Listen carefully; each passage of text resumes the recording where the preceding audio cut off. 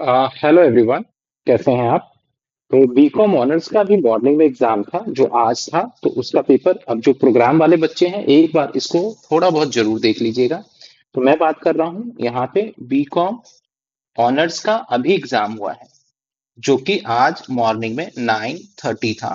उसका question paper मैं आपसे डिस्कस करूंगा कैसा आया। एंड ऑल जिन बच्चों ने एग्जाम दिया वो भी देख लें कि किस तरीके से पेपर आया है और कैसे करना था नहीं करना था। तो देखते हैं। सबसे पहला क्वेश्चन जो आया, हमारा फर्स्ट क्वेश्चन देखेंगे।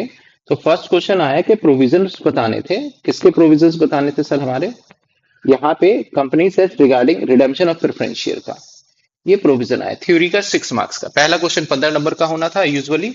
और इसके बाद 9 मार्क्स का एक हमारा अंडर राइटर का आ गया।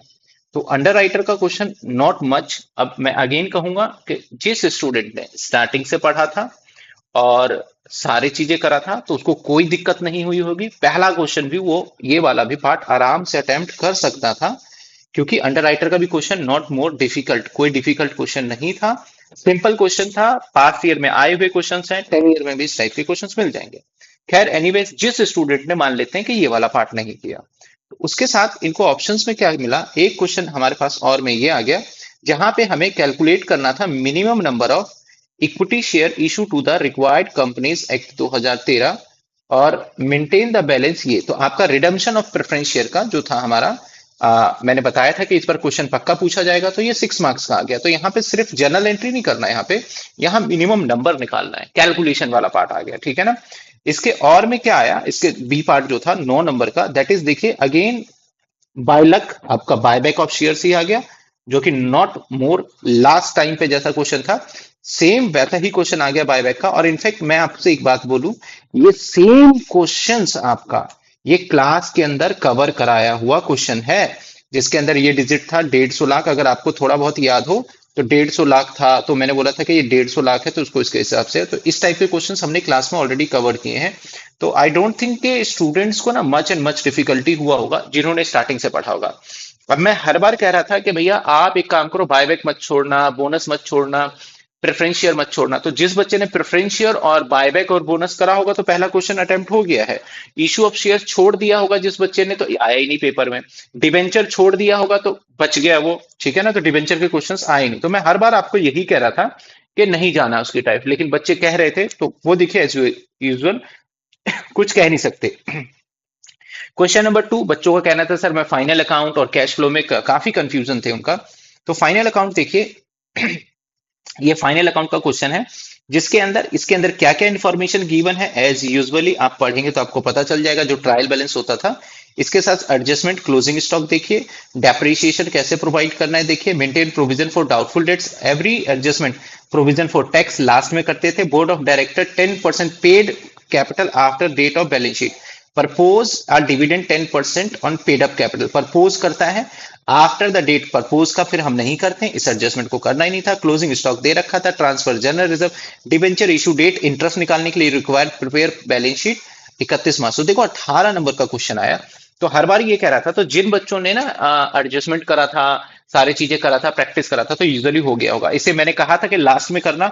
तो पेपर आप बताइएगा लेंदी लगा, क्योंकि पेपर देखो कॉर्पोरेट का लेंदी आता है, आप कुछ भी कर लो नहीं हो पाता 3 घंटे में, क्योंकि सभी के आंसर बहुत बड़े बड़े होते हैं यार। तो उस केस के अंदर लेंदी होता है। आप मैंने अभी ये वाला जो क्वेश्चन पूछा था, यहाँ पे देखिए कहता है general entry books of account, तो चलिए जनरल एंट्री बच गए, और यहाँ बैलेंस शीट तो डेफिनेटली लेंदी था। 6 नंबर में आया रिलेटेड पार्टी क्या होते हैं, AS16 का आपका नोट्स बनाइए। तो जिन बच्चों को लगता है कि भैया रिलेटेड पार्टी वाला हमारा एस से याद नहीं है, जो कि थ्योरी के अंदर यूनिट नंबर 5 के अंदर हमारा है, तो वो कर सकते हैं। मैं होता तो मैं इसी को करता और इसको रिलेटेड पार्टी वाले को थोड़ा सा बना के लिख देता। इसके और में क्या आया सर, कैश फ्लो स्टेटमेंट आया। देखिए कैश फ्लो स्टेटमेंट, और कौन सा कैश फ्लो स्टेटमेंट आया, मैंने जब cash flow statement revision classes के अंदर कराया था कि इस तरीके का होगा, रिवैल्यूएशन गेन इंटेंजिबल एसेट्स, तो कहता है कि प्रिपेयर, सॉरी ये चेंज इन इक्विटी है, मेरे से बाय मिस्टेक हो गया, ये कौन सा है, चेंज इन इक्विटी। तो बहुत बच्चों को चेंज इन इक्विटी नहीं पता था, तो ऊपर वाला कर लिया 15 नंबर का। तो मैं बोलूंगा एक ये बहुत बड़ा उलट फेर किया एग्जाम के अंदर, कि चेंज इन इक्विटी को 15 मार्क्स में पूछ लिया, जबकि यहाँ आता था कैश फ्लो स्टेटमेंट, ठीक है ना। और Omega Limited provide the following information company desire dividend, आपका मैनेजरियल डिसीजन लो। अब मैं एक बात बोलूं, बहुत बच्चे थे कैश फ्लो स्टेटमेंट पे, तो ना तो कैश फ्लो स्टेटमेंट आया पेपर में, ना रेशो आया। तो जिन जिन बच्चों ने कैश फ्लो और रेशो का प्रिपरेशन किया था, तो उनको डेफिनेटली एक शॉक लगा होगा कि यार आया नहीं वो चीजें। तो पेपर देखो, मैंने कहा कैसा भी बना देंगे, ये यूनिट है तो कुछ दे भी सकते हैं और नहीं भी दे सकते। अक्सर ऑप्शन में रहता था बट नहीं रहा। तो यहाँ पे मैं कहूंगा थोड़ा ड्रॉबैक है, जिन बच्चे ने फाइनल अकाउंट किया होगा सेफर साइड उनका निकल गया होगा, नहीं तो उनका दूसरा क्वेश्चन छूट गया होगा, जो कि एक बहुत ही मेजर डिसअपॉइंटिंग रहा होगा उनके लिए कि यार ये वाला क्यों छूट गया। अब देखिए यहाँ पे क्वेश्चन नंबर 3, क्वेश्चन नंबर 3 में इतना बड़ा गेम चेंजर किया कि 15 नंबर का गुडविल पूछ लिया इसने, 15 नंबर का गुडविल। एंड वही चीजें था जैसे कि रेवेन्यू सेट, डेफिनेटली 15 नंबर का है तो मुश्किल तो होगा ही थोड़े बहुत एडजस्टमेंट में। तो books of account company 10% investment face value, तो इसको अच्छे से पढ़ के और फिर ध्यान से इसको करना था। तो 15 नंबर इसके साथ दिया कि ब्रांड स्ट्रेंथ क्या होता है। तो मैं ये समझता हूं कि भैया जिसको गुडविल का क्वेश्चन था 15 नंबर है तो डेफिनेटली लेंदी और ट्रिकी है ये क्वेश्चन। और में क्या आया, वीपीएस आ गया, वैल्यू पर शेयर, पीई अंडर वैल्यूड, ये सारी चीजें के find out the net assets method से find out the intrinsic value. तो मैं कहूंगा, मैं समझता हूं कि ये वाला क्वेश्चन मेरे लिए बहुत इजी रहा होगा। क्यों रहा होगा, क्योंकि सिंपल नेट एसेट्स मेथड क्या था, एसेट्स को जोड़ता, लाइबिलिटी को माइनस करता और सिंपल से निकाल सकता था। इसके साथ यहां पे क्या आया देखो, difference between the market value economic added, तो ये बताना था, सॉरी डिफरेंशिएट करना था market value and value added economic value, तो ये थ्योरी। तो अब देखिए हर जिस बच्चे ने जो चैप्टर प्रैक्टिस किया उसके हिसाब से।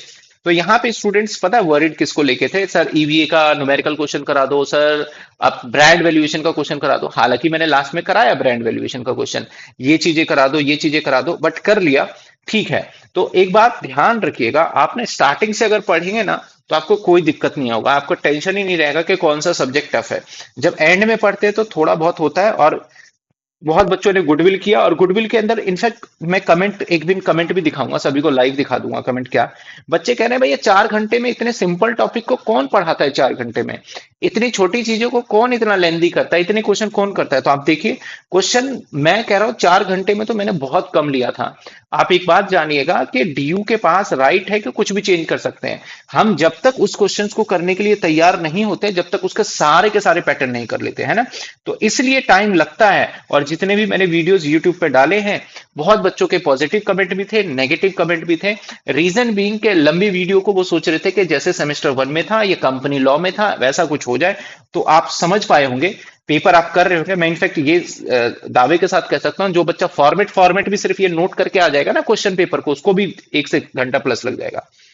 चलिए एनीवेज, इसमें आपको थोड़ा बहुत पता चला होगा। क्वेश्चन नंबर 4 एज यूजुअल मैंने इसके लिए भी कहा था कि भैया एक एमलगमेशन आएगा। मैं एमलगमेशन छोड़ने के खिलाफ नहीं हूं, एमलगमेशन आपको करना चाहिए, सीखना चाहिए, लाइफ में काम आता है आगे। लेकिन कुछ ऐसा होता है कि ये थोड़ा सा टफ होता है।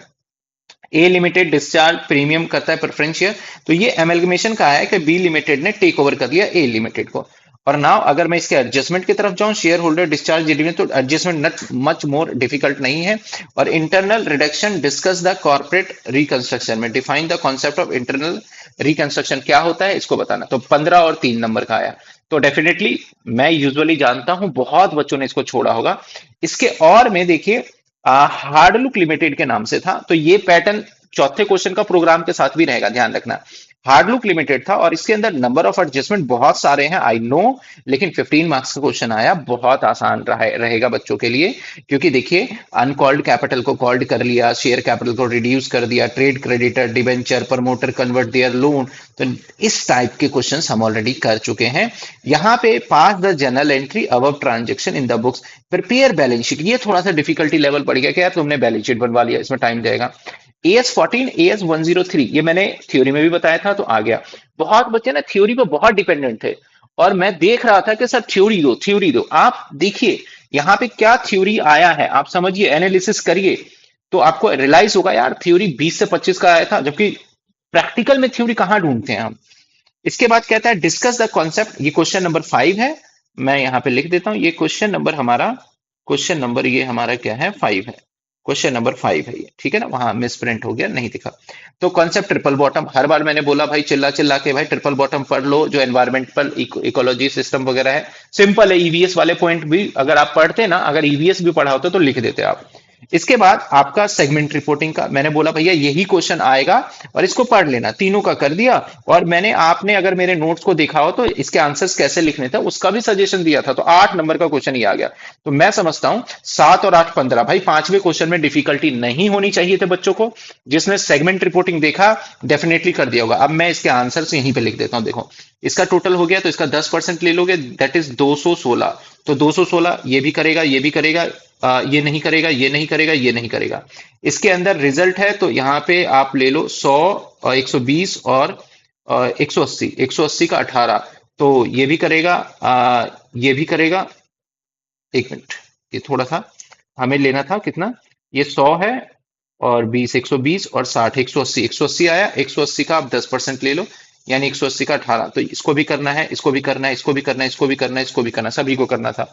एसेट्स के अंदर 10% 36, इसको भी करना है, इसको भी करना है, इसको भी करना है, इसको इसको नहीं करना। तो यही चीजें बताना था मैनेजमेंट, और सेम क्वेश्चन लास्ट ईयर की तरह आ गया यार, ये था। चलो कुछ बच्चे कहेंगे सर हम और वाले देख लेंगे, तो और वाले के अंदर आप देखेंगे सीएसआर फंडिंग के ऊपर कितने परसेंट सीएसआर फंडिंग में जाएगा, ये क्वेश्चन डेफिनेटली ये बच्चा ना बहुत इग्नोर करके और चलता है, तो ये क्वेश्चन उनके लिए नहीं होगा।